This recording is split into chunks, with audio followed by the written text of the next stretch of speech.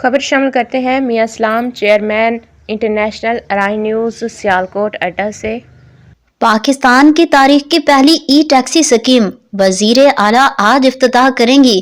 پاکستان کی تاریخ کی پہلی ای ٹیکسی اسکیم کا آج وزیر اعلیٰ پنجاب مریم نواز افتتاح کریں گی۔ پاکستان کی تاریخ میں پہلی مرتبہ پنجاب میں ای ٹیکسی اسکیم متعارف کرائی جا رہی ہے، جس کا افتتاح وزیر اعلیٰ مریم نواز آج کریں گی۔ اسکیم کے پہلے مرحلے میں 1100 الیکٹرک گاڑیاں فراہم کی جائیں گی۔